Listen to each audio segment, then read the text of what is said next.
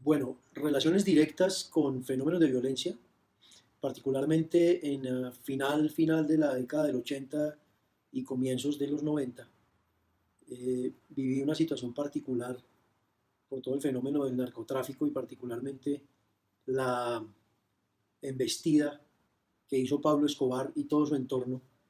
cuando vio la inminencia de una posible extradición y cuando se generó todo este proceso de su entrega a las autoridades, su posterior escape nuevamente, y finalmente que terminó con su muerte. Ese fue un fenómeno bien complejo porque de alguna manera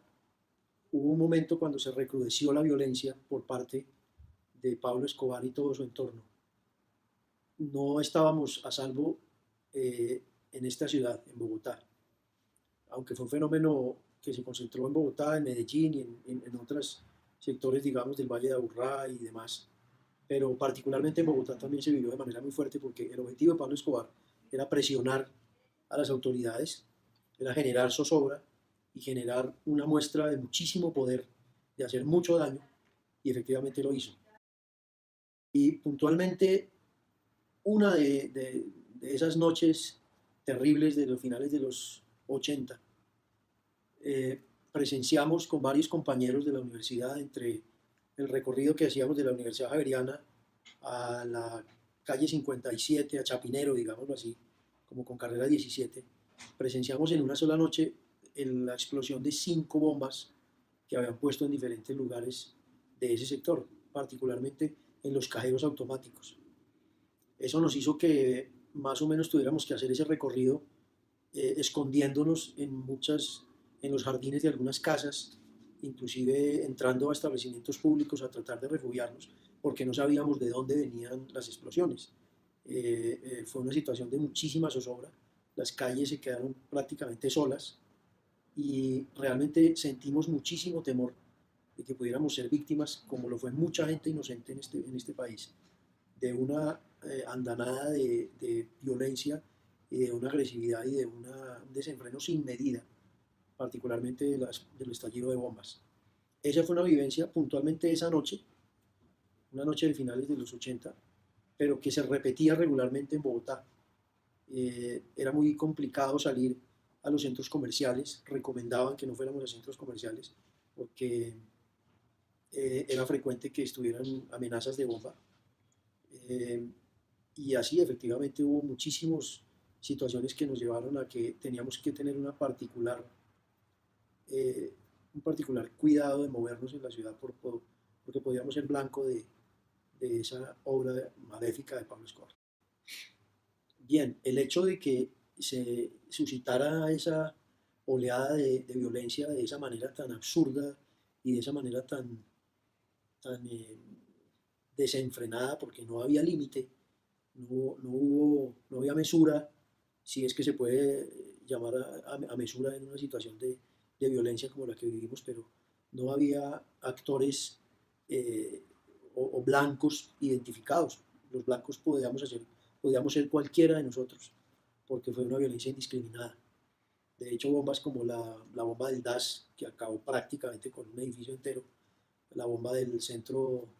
comercial de la calle 93, que dejó una cantidad de víctimas impresionante, con unos dramas humanos, donde cayeron niños,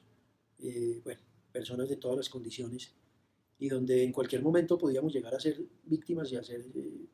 blanco de un atentado como esos, porque buscaba era desestabilizar y generar terror, y lo estaba logrando, y lo logró. Creo que este señor Pablo Escobar logró eh, hacerse sin ninguna duda al una característica de terrorista, porque logró aterrorizar a todo un país. Eso cambió radicalmente la manera como vivíamos la cotidianidad. Nos teníamos que cuidar más. En algunos momentos cuando me tenía que movilizar en transporte público, por ejemplo, por las noches, era casi hasta asustador ver cómo los buses estaban desocupados. Después de las 8 de la noche mucha gente se guardaba en sus casas porque eran un poco las horas en que se ponían los petardos en los cajeros automáticos. eh, y se alteró la vida cotidiana, se alteró la tranquilidad que teníamos en nuestro entorno personal y familiar. Y era necesario siempre estar comunicándose, y alertas de las informaciones, porque en cualquier momento podía haber un atentado en el que podían caer amigos o podíamos estar averiguando en dónde están mis hermanos porque hubo una bomba o hay una amenaza y estar muy pendientes de dónde estaba quién y dónde estaban todos los que conformaban nuestro entorno familiar para tratar de salvaguardarnos de eso. Yo creo que los principales temores que surgen es, el primero de todos es la impotencia, porque uno no está preparado para afrontar una situación en la que no hay digámoslo, una manera de controlar esos fenómenos de violencia. En cualquier momento, en cualquier lugar, en cualquier situación podía llegar a generarse un atentado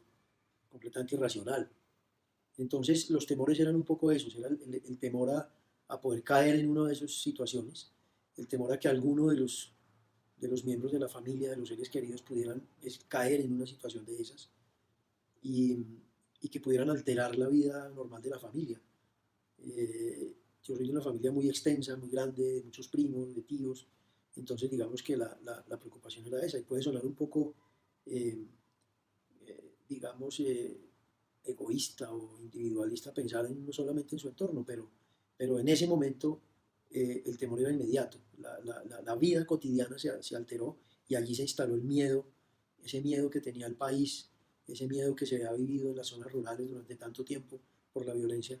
ese miedo que ha llevado a que muchas generaciones no hayan podido desarrollar la vida como la querían desarrollar, ahora se instalaba en nuestros entornos de la vida diaria, en los restaurantes, en las fiestas. Entonces creo que eso fue la situación. Durante ese momento y posteriormente toda la instalación del narcotráfico que se metió en el tuétano de la sociedad era también una amenaza. En cualquier fiesta podía haber personas, narcotraficantes o los llamados traquetos, que podían generar una situación de violencia en cualquier momento, en cualquier situación, porque tenían armas, tenían poder y tenían dinero y eso empezó a alterar el orden de cada día. Entonces el temor era ese, el temor era a perder esa tranquilidad que pues de alguna manera teníamos en un entorno privado e inmediato.